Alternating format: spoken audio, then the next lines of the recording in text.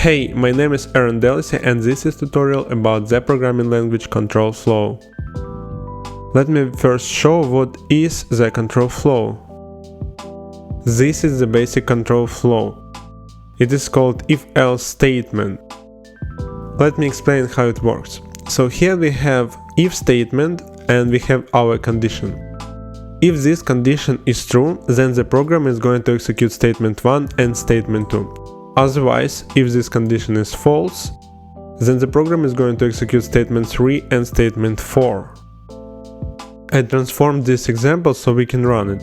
Let's open a terminal and type here the run example.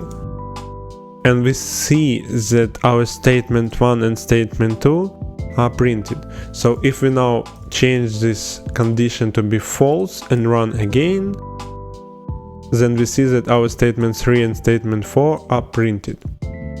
I transformed this example again to use numbers. So now we have condition declared as a number, and here we have if condition is equal 1, then print condition equal 1. And then we have our new elif statement. And elif works this way, so if this condition is not true, then the program is going to execute this elif condition. If this elif condition is not true, then the program is going to execute this elif condition, and if this condition is not true, then it's going to execute else condition.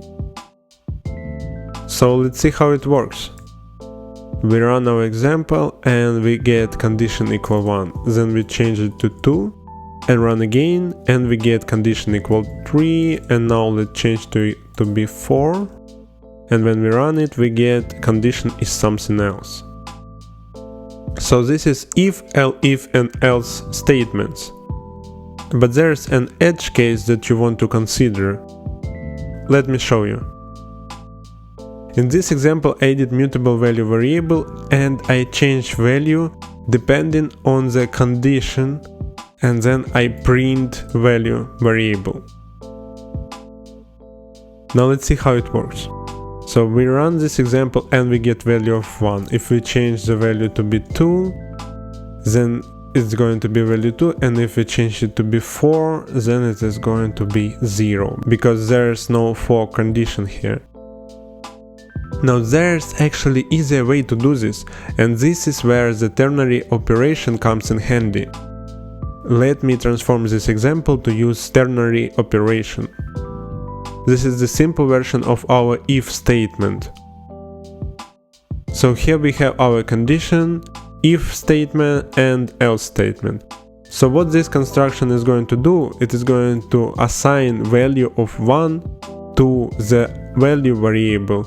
And if condition is not equal 1, then it is going to assign 0 to the value variable. Let's run it to understand how it works. So we run this example and we get value of 1, and this is because our condition is equal to 1. Now if we change it to any other value, then the value is going to be 0. Now let's add elif statement in it. Okay, I know it looks a bit more complicated, but it is actually really easy. Let's see how it works. So if the condition is equal 1, then the value is going to be 1. And if the condition is 2, then the value is going to be 2. And if condition is 3, then the value is going to be 3. Otherwise, if the condition is not equal 1, 2 or 3, then the value is going to be 0. Now let's see the result. So we run the example and we get value of 1 because the condition is equal 1. Now we change this value to 2 and we run again, and we should get value of 2, yes. And now we change it to 3 and run again the value of 3, and now if we change it to 4, the value is going to be 0.